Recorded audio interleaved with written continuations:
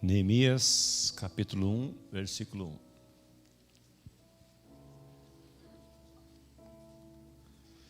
As palavras de Neemias, filho de Acalias, no mês de Quisleu, no 20º ano, estando eu na fortaleza de Suzã, veio Anani, um de meus irmãos, com alguns de Judá, e lhes perguntei pelos judeus que tinham escapado ao exílio e acerca de Jerusalém. E eles me disseram: os que sobreviveram ao exílio, que muitos morreram, estão de volta na província. Encontram-se em grande aflição e opróbrio, vergonha, desonra. Os muros da nossa cidade de Jerusalém estão derrubados e as suas portas queimadas a fogo. Quando ouvi estas palavras, assentei-me e chorei e lamentei por alguns dias e estive jejuando e orando ao Deus dos céus. Espírito Santo de Deus, toma esta porção das Escrituras nesta noite e comunica a tua profecia ao nosso coração. Tua palavra diz, Pai, que não havendo profecia, o teu povo se corrompe. Tua palavra diz que o teu povo tem sido destruído porque lhe falta o conhecimento da palavra. Púlpito é lugar de profecia. Ajuda-nos, Pai, a sermos profetas nesta noite, a sermos boca profética aqui para produzir encorajamento, produzir edificação e produzir consolo no coração de todos aqueles que estão presentes e de todos aqueles que estão participando deste culto pela internet em algum lugar deste mundo, em nome de Jesus. Amém. Vamos nos sentar, meus amados.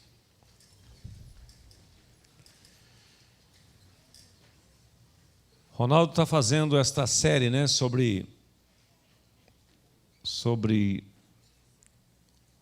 construindo uma vida melhor. É isso, né? Construindo uma vida melhor. Vocês não têm me visto aqui esses dias, porque eu estou com uma missão deliciosa, que é dar continuidade na implantação da Comunidade da Graça na Zona Sul de São Paulo. E eu tenho estado ali aos domingos à noite e também alguns dias da semana com a liderança, dando continuidade a um projeto que Deus me confiou nas mãos. Fui enviado pelo pastor Carlos Alberto, a equipe pastoral aqui, no ano 2012, né? 5 anos atrás, um grupo de 3 casais ali, começamos um projeto e Deus tem abençoado. E eu estou lá nessa fase agora, retomando ali e dando continuidade a este núcleo da Comunidade da Graça ali na Zona Sul de São Paulo. Mas é uma honra para mim estar aqui, rever alguns de vocês, né? Compartilhar a palavra de Deus, aquilo que Deus me chamou para fazer. E eu quero fazer isso com toda a fidelidade a Deus e a vocês. Construindo uma vida melhor. Como é que se constrói uma vida melhor? Então, nesse texto, nesses 4 versos, nós vamos encontrar aqui 4 decisões que Neemias tomou para construir uma vida melhor, não só para si, mas principalmente para o próximo, para o outro. Porque nós precisamos entender que a verdadeira realização da vida é você viver para um propósito imensamente significativo. A verdadeira realização da vida não é você acumular para si. As pessoas mais realizadas na vida são aquelas que estão procurando construir uma vida melhor para o outro. Vou repetir. As pessoas mais realizadas deste mundo são aquelas que estão dispostas, empenhadas em construir uma vida melhor para o outro. Isto é cristianismo. 2 Coríntios 5,14 diz assim: porque o amor de Cristo nos constrange, julgando nós isto: um morreu por todos, logo todos morreram. Esse um que morreu por todos é Cristo. Todos que morreram somos nós. Morremos para quê? Morremos para o nosso eu, para o nosso ego, para o nosso egoísmo. E o verso 15 diz assim: para aqueles que agora vivem, não vivam mais para si, mas sim para aqueles que por eles morreu e ressuscitou. Então a verdadeira vida, para você desejar construir uma vida melhor, você precisa experimentar esta graça do Evangelho. Estou pregando o Evangelho para você, estou pondo no primeiro pilar. Senão a gente vai para uma coisa antropocêntrica e de autoajuda. E aqui é uma igreja, certo? Nós somos igreja, nós somos o corpo de Cristo. Então nós temos que pregar o Evangelho, porque é o Evangelho que transforma as pessoas. Se você deseja construir uma vida melhor, você precisa ser melhor. E para você ser melhor, você precisa experimentar esta graça de Deus e esta transformação. Experimentar este amor de Cristo que nos constrange, se lançar neste amor de Cristo, se deixar conduzir pelo amor de Cristo, para agora viver para Deus. E quando você vive para Deus, você naturalmente vai viver para o próximo.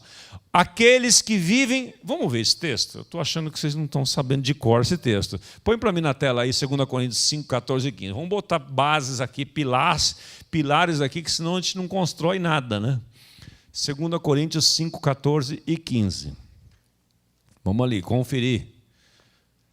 Vamos ler juntos ali? Pois o amor de Cristo faz o que conosco? Nos constrange. Constranger é atrair.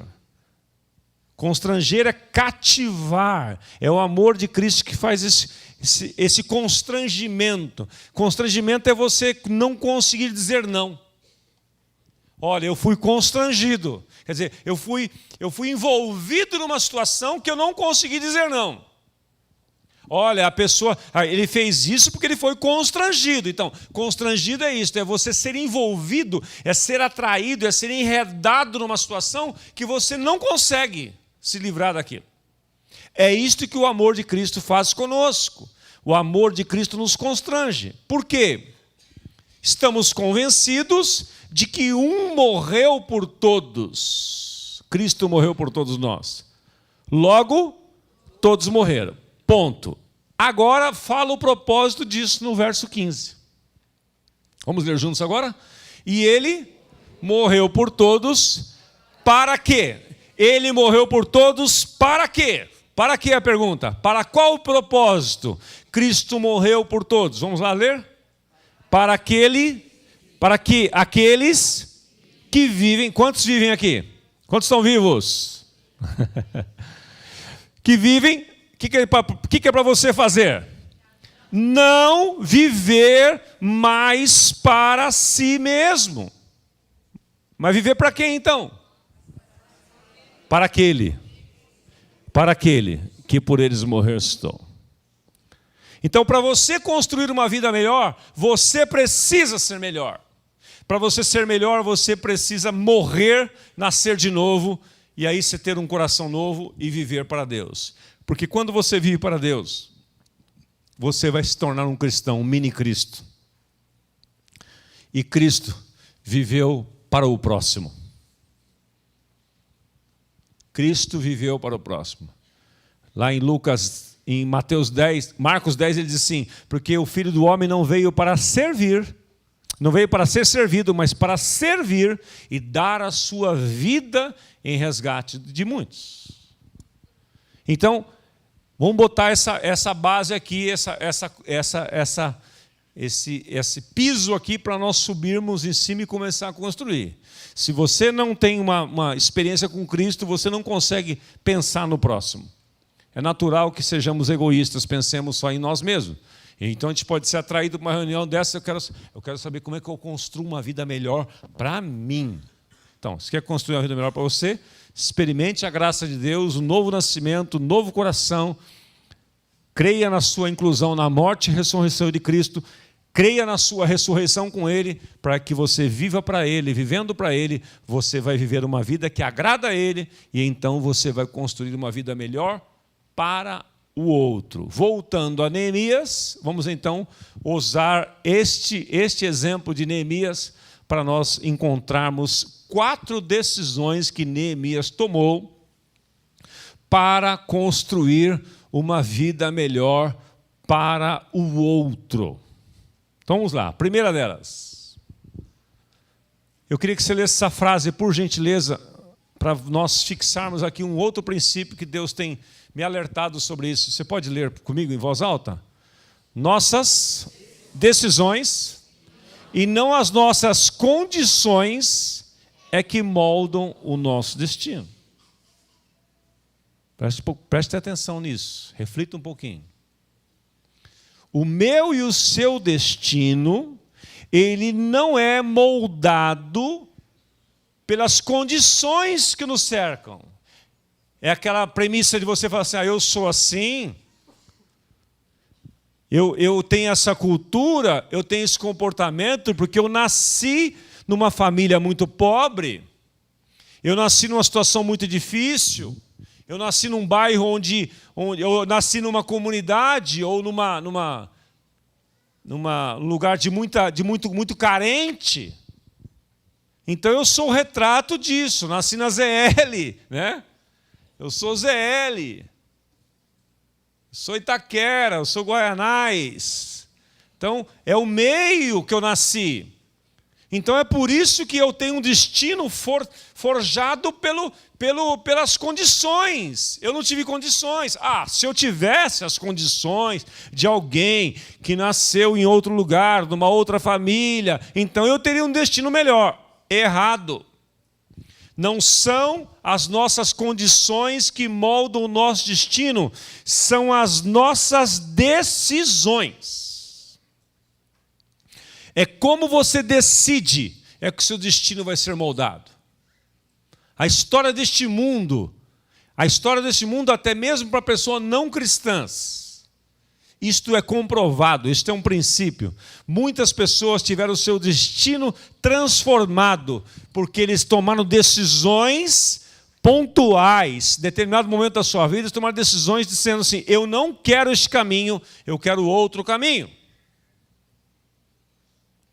Por exemplo, no seio da família, você pode ter nascido numa família terrível, numa situação muito complicada.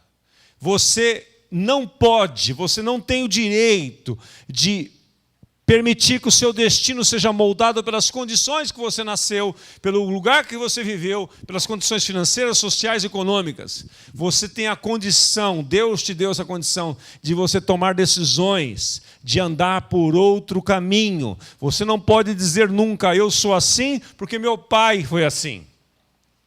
Eu sou assim porque minha mãe foi assim. A minha família é assim. É um legado de maldição que eu trago. Não tem outra situação. Tem sim. Em Cristo, nós podemos ser novas criaturas, coisas velhas se passarem, tudo se fez novo. De novo, o poder do Evangelho. Para mudar você e eu. Para mudar você e eu. Eu vou contar um pouco da minha história para você. Eu nasci numa família muito simples. Morei no interior de São Paulo. Com 14 anos de idade, 13 anos de idade mais precisamente, meu pai adulterou e saiu de casa. Eu tinha tudo para seguir um caminho de revolta, como fiquei vários anos, podia me justificar toda a minha revolta, meu comportamento em cima de um pecado que meu pai cometeu. Mas quando aos 23 anos eu conheci a Cristo, este evangelho que eu estou pregando a vocês, que era possível ter uma nova identidade e ter um novo destino, eu agarrei, eu tomei essa decisão, falei, eu não quero isso para a minha vida. Eu não fiquei olhando para trás, eu quis mudar o destino da minha vida, eu quis fazer novas escolhas, novas decisões. E como eu não tinha, quando eu estava namorando, quando eu estava noivando, eu não tinha parâmetro dentro da minha casa, eu não tinha referências, a minha condição familiar não me dava essas referências. Meus irmãos já tinham, eu era o caçula da família, meus irmãos já tinham separado 2 vezes, alguns deles, e eu estava perdido no meio daquela confusão. Eu fui buscar na igreja, a Comunidade da Graça, onde você está sentado, onde você participa, referências para que eu pudesse me espelhar. Eu fui buscar mentores para me ajudar. Porque eu disse o seguinte, esta vida eu não quero. As condições não me são favoráveis, mas eu preciso construir uma nova história para a minha vida. Eu preciso construir uma vida melhor. E aí eu me agarrei ao Evangelho, me agarrei a Cristo, à Palavra de Deus, à memorização das Escrituras, às reuniões de oração, aos grupos pequenos, tudo aquilo que a comunidade me oferecia, e principalmente a Cristo e a sua Palavra. E aí eu tive a ajuda de mentores, vários deles, não tive só um. E o principal, o pastor Carlos Alberto, a quem eu me espelho até hoje. Então, com isso eu quero dizer, não são as suas condições que moldam o seu destino, são as suas decisões. Você precisa hoje, no dia 21 de maio, tomar decisão aqui. A quem você quer servir, o que você quer ser, porque a sua decisão de hoje vai refletir no seu futuro, no futuro dos seus filhos, dos seus netos. Voltemos para Neemias. Neemias tomou a primeira decisão para construir uma vida melhor para si e para o seu povo, principalmente para o seu povo. Neemias, vou historiar rapidinho para você aqui. Diz os historiadores que ele nem nasceu em Jerusalém. Ele era judeu, mas ele nasceu no cativeiro. No cativeiro, no reinado Medo-Persa, entre os babilônicos, ele nasceu lá. E ele tinha uma função muito estratégica. Diz a Bíblia, eu aconselho você a ler esse livro, ele é um dos livros mais fantásticos sobre liderança que as Escrituras têm. Diz a história desse livro, a história de Neemias, que ele era copeiro do rei. Copeiro do rei não era uma pessoa qualquer. Ele era um cara de alta confiança do rei. E ele estava lá no palácio, estava tudo certo com ele. No palácio, uma vida rotineira, uma vida maravilhosa, sem crise e tal. E ele tinha uma função muito estratégica ali. Mas o que aconteceu? Ele se encontrou com irmãos, compatriotas que vieram até aquele lugar. E para construir uma vida melhor para alguém, você precisa se interessar por essa pessoa.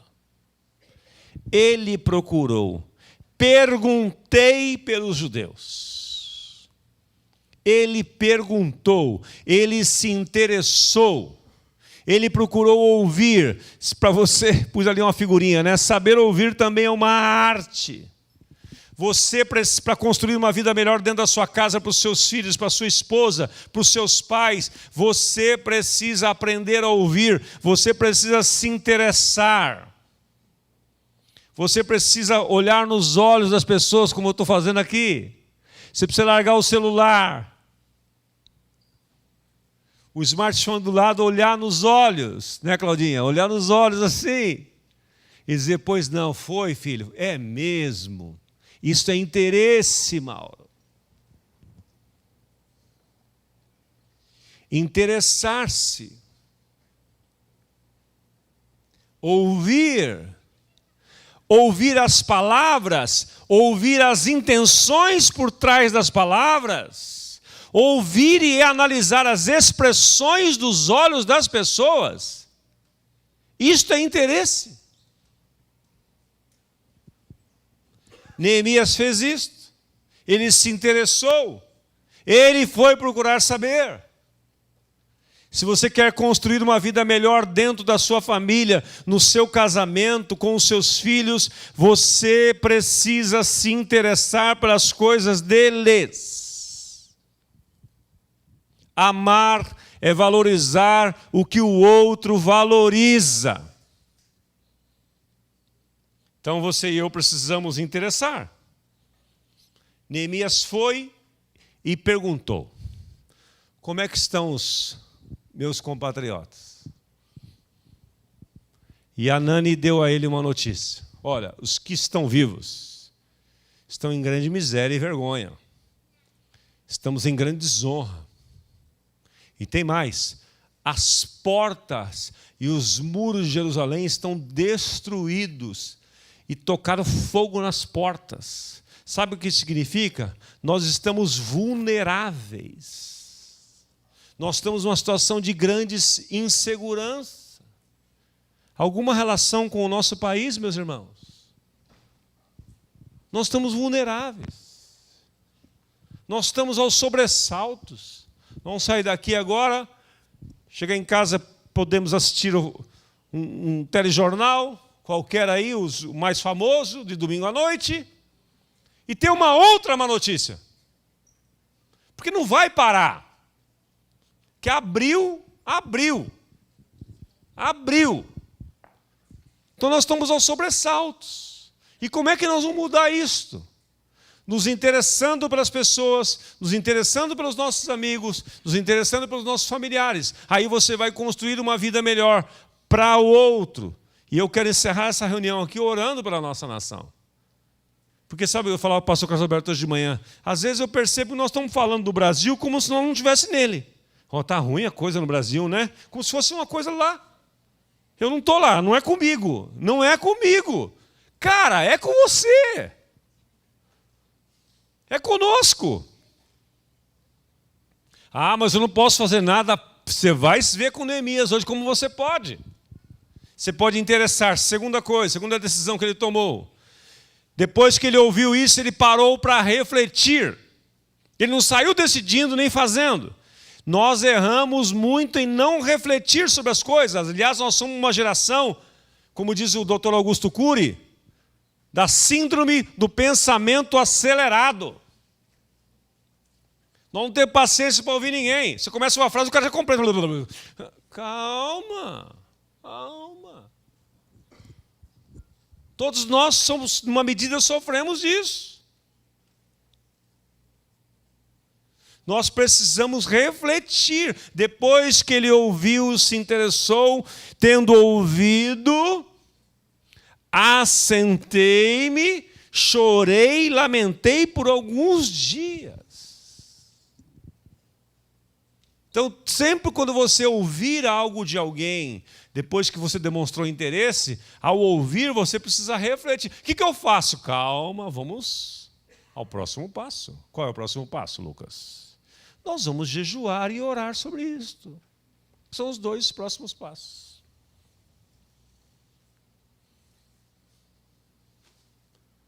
Segundo Crônicas, capítulo 20, narra a história de um rei chamado Josafá, rei de Israel, que num dado momento foi cercado, Jerusalém foi sitiada, ele era o rei. Ele recebeu as notícias que a coisa estava feia. A oração dele foi esta: Senhor, segundo Crônicas 20, 12, nós não sabemos para onde ir e nem o que fazer, porém os nossos olhos estão postos em Ti. E decretou um jejum e oração. Sabe, meus irmãos, nós somos, como disse alguém no passado, nós somos uma geração que desaprendeu a orar.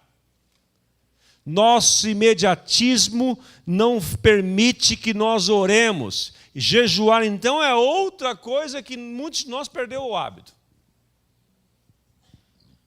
Nós queremos resolver tudo no prático, tudo no pragmatismo, tudo no fast food, aqui e agora. Não funciona assim.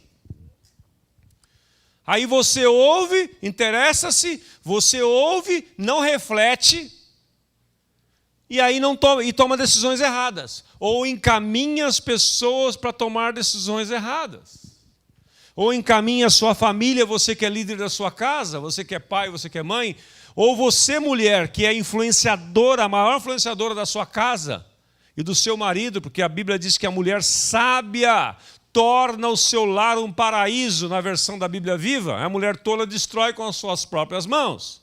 Então você dá uma opinião, é isso mesmo, bem, vamos fazer isso. E não era para fazer isso.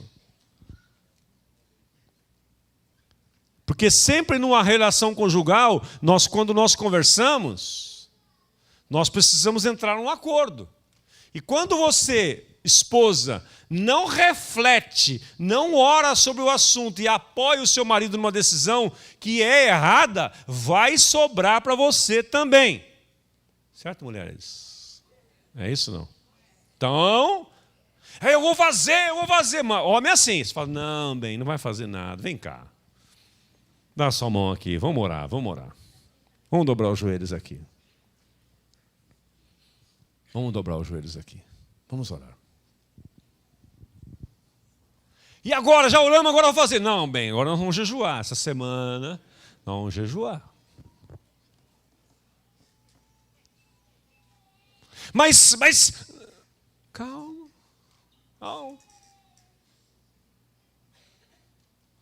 Muitas vezes a situação está ruim, e nós nos precipitamos, ela fica pior. Tudo que está ruim pode piorar, certo? E tudo que está melhor pode melhorar. As nossas escolhas que vão determinar isso. Então Neemias disse assim, quando eu ouvi tudo isto, eu me interessei, eu ouvi, refleti, estive jejuando e orando perante o Deus dos céus.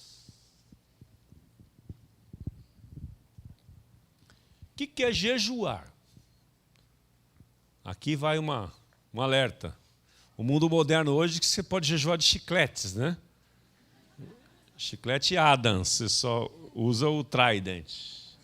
Não, estou jejuando de Adams. Nem tem mais no mercado, né? Adams é do meu tempo.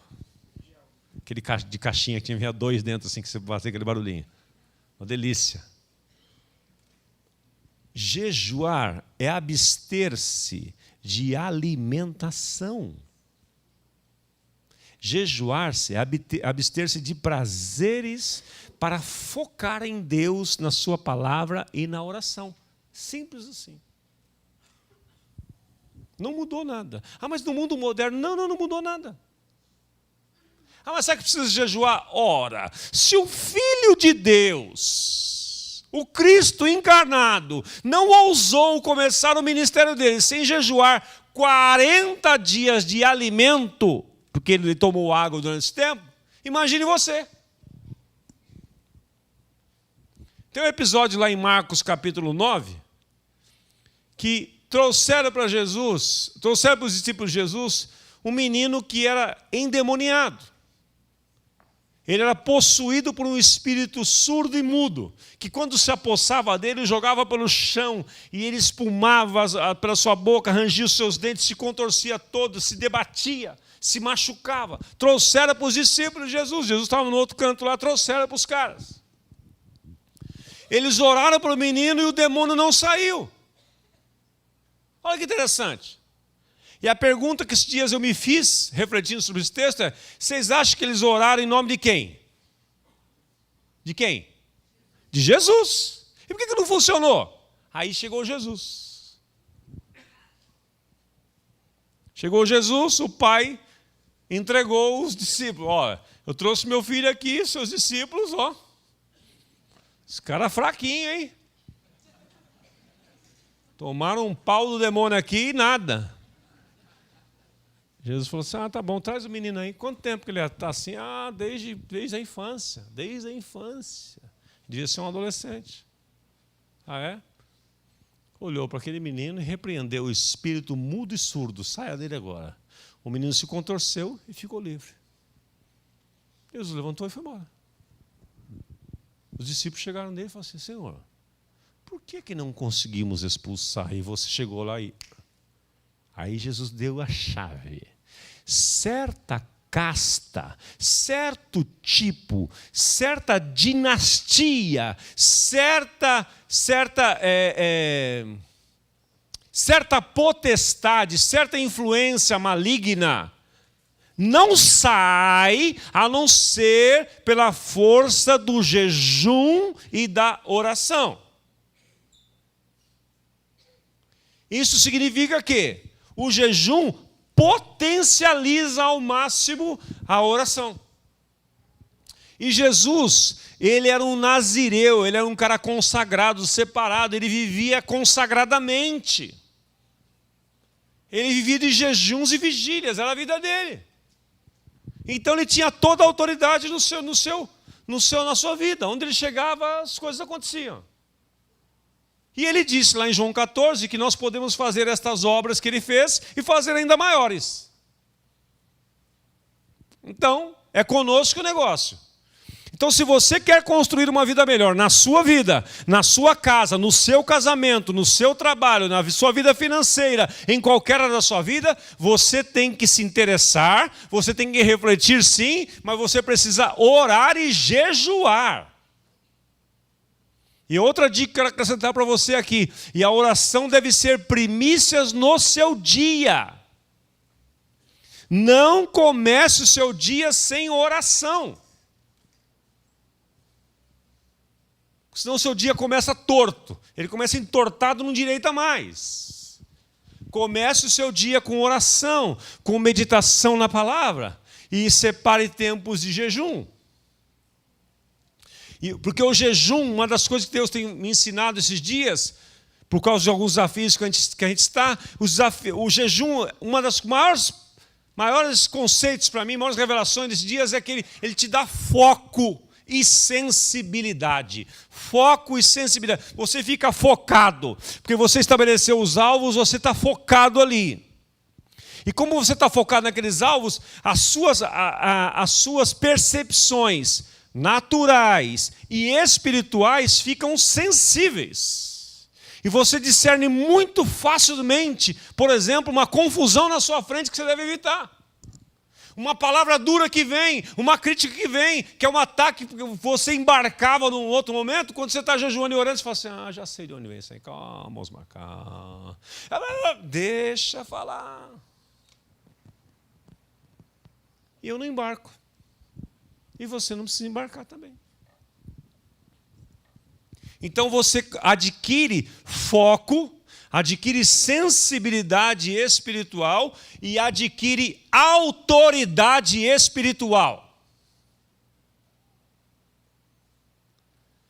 Quando você fala, as pessoas ouvem. Quando você fala a palavra de Deus, acontece o que está acontecendo dentro do seu coração agora, teu coração deve estar ardendo aí. Porque é a palavra de Deus que não volta vazia.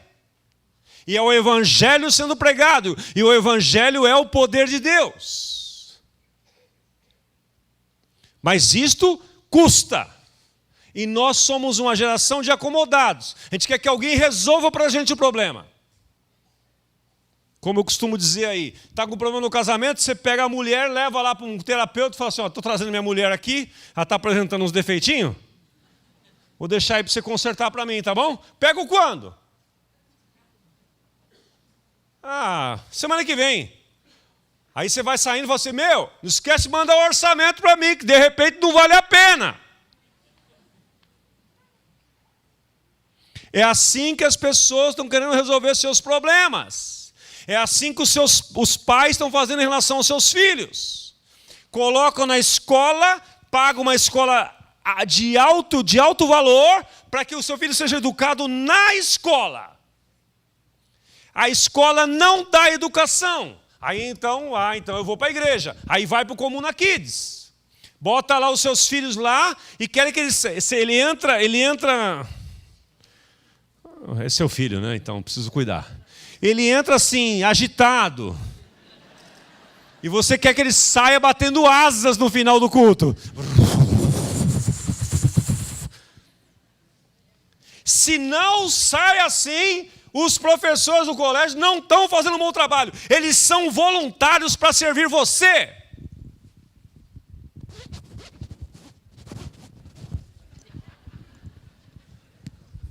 Está esquentando, Catalane.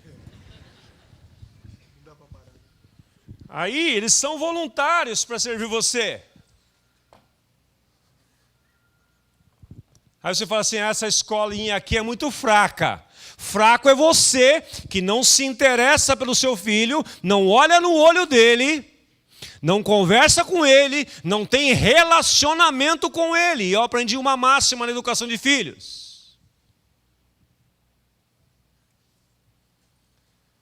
Regras. Se você quiser anotar, é ouro que eu vou te dar, hein? Vale muito que eu vou te dar aqui. Ralei para aprender isso. Regras sem relacionamento gera rebelião. Relacionamento sem regra nenhuma gera anarquia. Você pode repetir para ver se você captou? Eu não vi ninguém anotando, poucas pessoas e tal. Vamos lá repetir então? Vamos ver se você captou. Não, começa primeiro. Regras gera o quê? Rebelião. Só regra, lei. Não pode. Gera rebelião. A rebelião do seu filho pode ser culpa sua. Por quê? Porque a estultícia, Provérbios 22:15, a tolice, a teimosia, a rebeldia já está dentro do coração dele. Está lá dentro. A maneira como você trata com isso é que vai manifestar-se ou não. Então, regras sem relacionamento gera rebelião. Agora, você é amiguinho do seu filho, amiguinho, dá tapa na sua cara, chama você de amigão, pá! Aí você acha graça, ai meu filho, é engraçado. Vira uma anarquia. Os pais estão perdidos, não sabem o que fazer com seus filhos. Está uma anarquia estabelecida nas famílias modernas, porque não há regra nenhuma e não há relacionamento. Não tem as duas coisas. Tem que ter regra, tem que ter relacionamento. 2 R's. Vamos declarar quais são eles?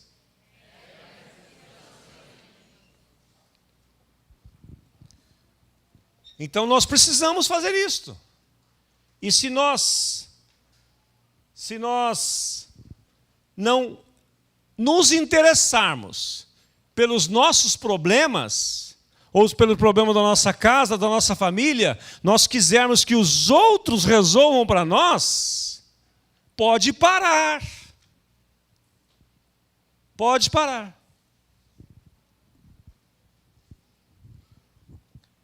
Seus relacionamentos, seus filhos, seu casamento, seu pai, ele não é um equipamento que você leva para o concerto e pede um orçamento para ver se compensa consertar, investir, senão é melhor trocar. As pessoas estão fazendo isso hoje, porque não tem paciência para orar, não tem paciência para ouvir.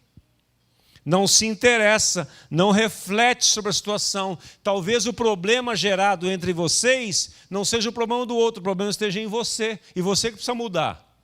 Você que precisa se construir de outra forma. Então nós precisamos estar atentos a isto. E isto vai através do jejum e da oração. Estive jejuando e orando perante o Deus dos céus. Porque a oração é um diálogo. A oração não é um monólogo, não é uma reza.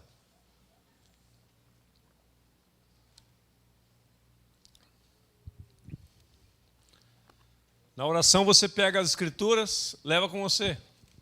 De preferência de papel, porque se levar o telefone, entra o WhatsApp, a tentação da rede social é grande. Larga o telefone para lá. Leva a Bíblia no papel.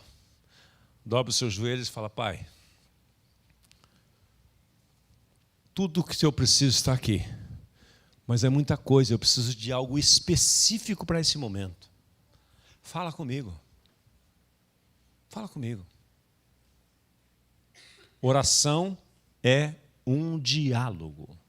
Quando você constrói esse relacionamento com Deus e você está jejuando e orando, você adquire, como eu já disse, foco, você fica focado nisso. você vem no pacote sensibilidade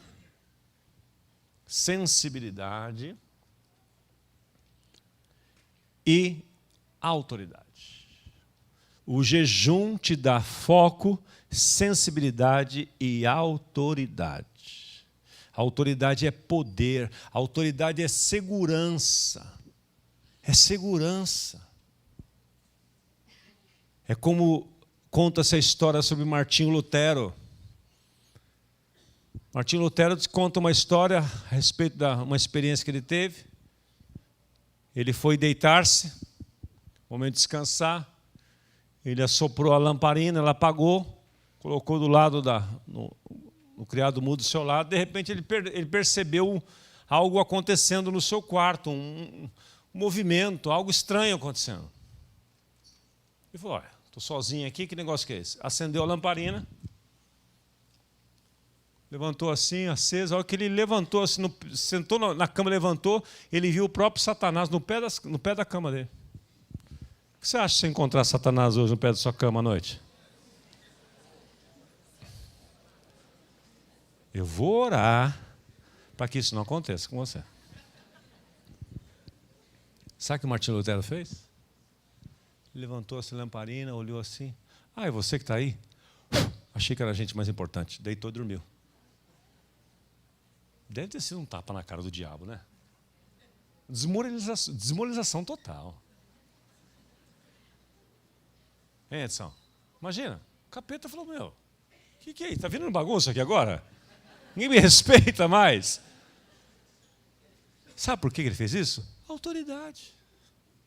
Você imaginou Jesus estressado diante de um demônio? Meu Deus, como é que eu vou fazer agora? Não, filho, vem cá.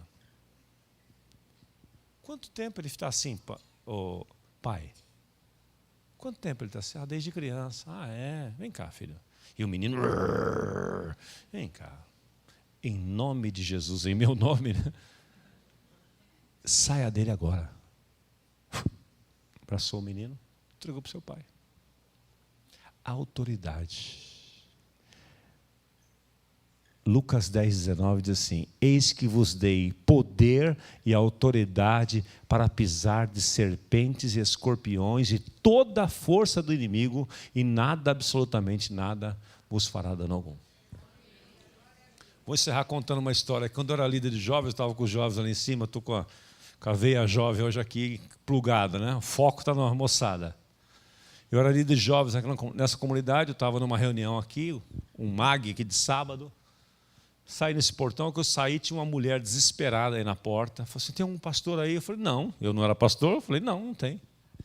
Eu falei: por quê? O que está acontecendo? Quem a gente pode ajudar? Estava aí uns jovens saindo assim, né? Eu tinha 26 anos, dado meu filho provavelmente, 26, 27 anos.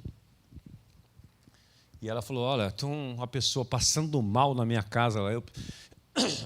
Minha tia frequenta aqui, eu queria levar algum pastor para orar lá. Falou: nós não somos pastores, mas se ela quiser, a gente pode ir lá orar. Ai, por favor. E a mulher foi, era aqui embaixo na Manchester, nós pegamos o nosso fusquinha aqui e fomos atrás. Chegamos lá na porta da casa e eu ouvi uns estrondos, uns negócios estranhos acontecendo. Eu falei: ih, caramba, o que será que está acontecendo aí? Estava eu, o pastor Marcos Marciano e um outro irmão, que eu não vou citar o nome dele, que ele está ausente, e ele que é o personagem principal na história.